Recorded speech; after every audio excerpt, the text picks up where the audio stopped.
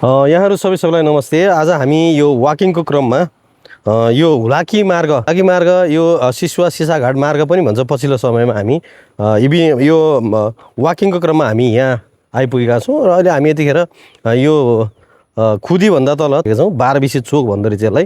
अहिले यो बाटो निर्माण भएर फुट ट्र्याकहरू पनि बनेको छ, साइकलको ट्र्याक बनेको छ होइन, डबल साइड छ, 2 लेनको सडक पनि बनेको छ। हेर्दा राम्रो छ। तपाईँ वाकिङमा आउँदाखेरि बिहानको समयमा या बेलुकाको समयमा तपाईँ यो बाटो प्रयोग गर्न सक्नुहुनेछ। अहिले यतिखेर यो फाँट एकदम हरियाली छ, धान रोपेर अहिले सकिएको छ र यहाँ अहिले किसानहरू आफ्नो खेतबारीमा धान गोड्न व्यस्त हुनुहुन्छ।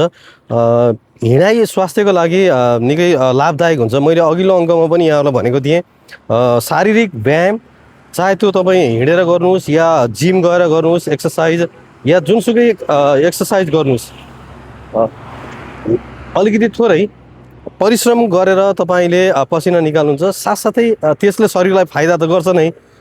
डाक्टर भगवान कोइरालाले पनि के भन्नुहुन्छ भने तपाईँको शारीरिक स्वास्थ्य मात्रैले पनि मुटुलाई अथवा तपाईँको शरीरलाई जुन ढङ्गले परिचालन गर्नुपर्ने हो त्यो नहुनसक्छ। तपाईँको मस्तिष्क, तपाईँको व्यवहार, बानी बेहोरा, तपाईँको सोचाइ एकदम सकारात्मक हुनुपर्छ र तपाईँले सबैलाई सकारात्मक ढङ्गले सोच्नुभयो भने, तपाईँको चिन्तन पनि सकारात्मक भयो भने त्यसले मुटुलाई थप स्वस्थ राख्न मद्दत गर्दछ।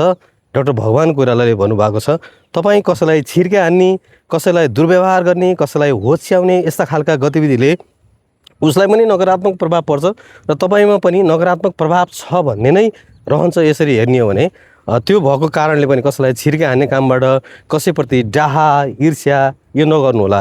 यसले तपाईँको मस्तिष्कलाई एक खालको तनाव पैदा गर्छ। त्यो तनावले हरेक खालका समस्याहरू सिर्जना गर्छ। अब डायबिटिज छ भने डायबिटिज बढ्दै जान्छ, तनाव धेरै लिनुभयो भने होइन, मुटुमा त्यसले असर गर्छ। त्यसकारण तपाईँ शारीरिक रूपमा जुन परिश्रम गर्नुहुन्छ अथवा हिँडाइ गर्नुहुन्छ, जुन वाकिङ गर्नुहुन्छ, त्यो सँगसँगै तपाईँको मस्तिष्क पनि र तपाईँको सोचाइ, तपाईँको चिन्तन र तपाईँको विचार पनि स्वस्थ र सकारात्मक हुन जरुरी छ। अहिले हामी यसरी हिँड्दै हिँड्दै वाकिङको क्रममा हामी 3 भाइ आएका छौँ। यहाँ मसँग अर्को 2 जना पनि हुन्छ। एकजना कमल गौतम जो एनआइसी एसिया ब्याङ्क तालचोकमा, अर्को हाम्रो बाबु निरज ढेवाजु, हामीसँग सँगसँगै हामी 3 जना आइरहेका छौँ यहाँ अहिले बिहानको समयमा। लगभग हामी 4-5 किलोमिटर जति ट्राभल गरिसकेका छौँ बिहानदेखि। अहिले यस्तो आनन्दको ठाउँ होइन, अहिले मौसम पनि शीतलो छ बिहानको समयमा, तपाईँ देख्न सक्नुहुन्छ। हस्, धेरै धेरै धन्यवाद। हेरिदिनु भयो, सुनिदिनु भयो, यहाँहरूलाई धेरै धेरै धन्यवाद।